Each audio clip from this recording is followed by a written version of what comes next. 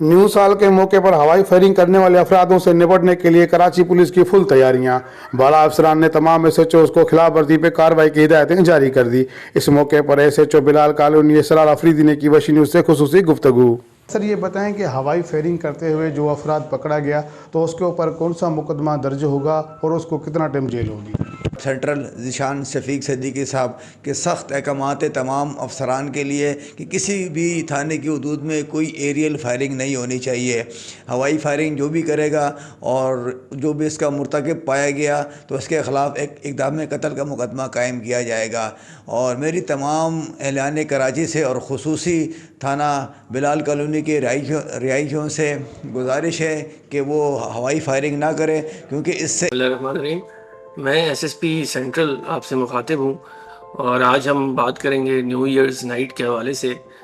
और इस रोज़ लोग जो हैं इसको कुछ गलत अंदाज में मनाते हैं और हमारा एक रुझान कुछ प्रैक्टिसेस हैं जो कि कानून के ख़िलाफ़ है, जिसमें सबसे अहम जो सबसे बड़ा जुर्म है वो है हवाई फायरिंग। तो हवाई फायरिंग एक कानूनन जुर्म है और पुलिस जो है उसके ख़िलाफ़ इक़दाम कत्ल का मुकदमा दर्ज करेगी।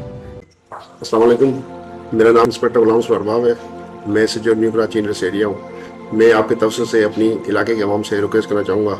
जैसे कि आप जानते हैं कि 2024 का साल जो है आखिरी 31 को ख़त्म हो रहा है और उसके बाद न्यू ईयर का लोग मनाते हैं। तो आप जान माली और जानी नुकसान हो, जिसमें हमारे एसएसपी साहब सेंट्रल ने सख्ती से ज़ीशान शफीक सिद्दीकी साहब ने हुक्म दिया है, जो भी ऐसी कोई हरकत करेगा उसके खिलाफ सख्त से सख्त खिलाफ कार्रवाई की जाएगी।